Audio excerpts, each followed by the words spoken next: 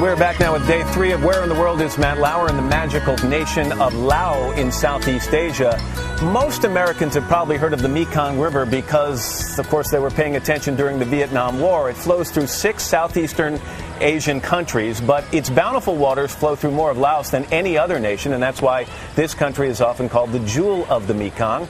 NBC's Peter Alexander has traveled with us here to Laos, and he also had a chance to travel down the Mekong, which had to be quite an experience. Yeah, it was quite a trip. No indoor plumbing. We can say that much for certain. Thanks for sharing that. But it was remarkable. I mean, you really can't overstate the importance of the Mekong River to what is a landlocked nation in Laos. 2/3 of the population here either lives along the Mekong or along one of its tributaries. And to experience what a lot of people here refer to as the real Laos, we took what was certainly a unique adventure.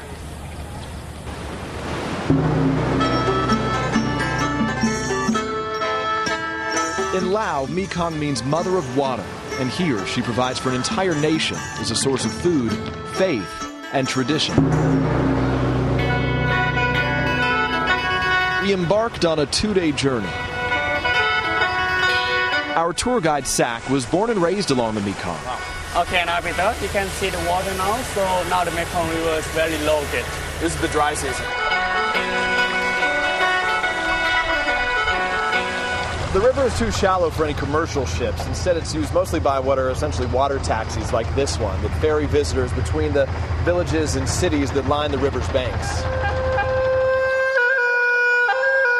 Our first stop, what the locals call King's Island. This island used to be a retreat for the last king of Laos. Yes.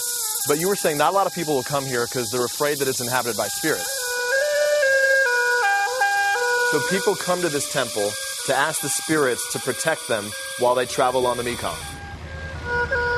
Those Buddhist beliefs are celebrated along the Mekong, like at Paku, where limestone caves hold more than 4,000 carvings of the Buddha.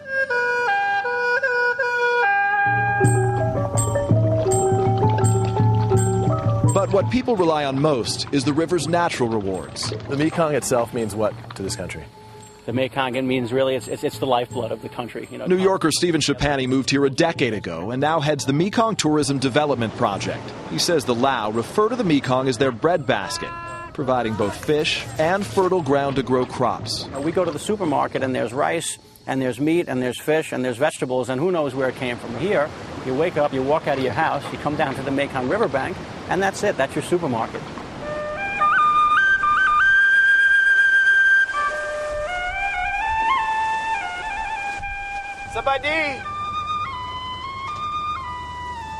After 9 hours on the river, we finally arrived. This is home for the night, huh? Yeah. This is a typical Lao village along the Mekong River. There are about 120 people who live here.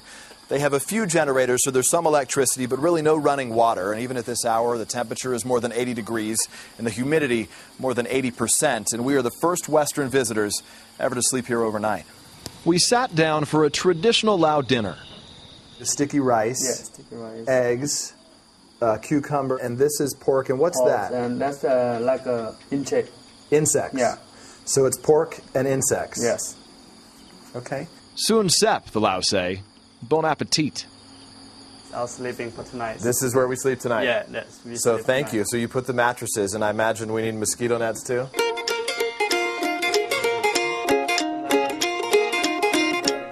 This is our suite for the night. Yeah. Yeah, sweet dreams, we say. Yes, we dream. The village's daily routine begins again at dawn. A rugged life, as we witnessed, relying both on one another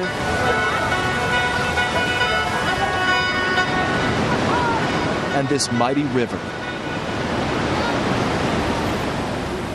And to be fair for us, this really is, in a sense, roughing it, but you have a new appreciation for the Lao people who live, so many of them, along this river with no means of communication or transportation except for the river itself. I'd be honest, you didn't eat that bug, did you? Well, it's funny you asked that question. In Lao culture, it's actually impolite to eat all the food on your plate, so I thought that's You didn't eat that bug, did you? I didn't eat that bug. We should get some props where they are due. A little respect to our soundman, Mark Roberts. We have got a shot for you. He did eat the cicada. He suggested going back for seconds. Said it tasted, by the way, like fried onions, but then said he was full. And he should be out of the infirmary shortly. We've got a doggy bag for you to take on the plane. Thanks. And you get another story later. We're going to check in with you again. We do. Thanks Peter Alexander, thanks very much. When we come back, we're going to mark an important milestone. 100 days to go until the Olympic Games in Beijing, and we'll take you inside an active Buddhist temple here in Laos. But first, these messages.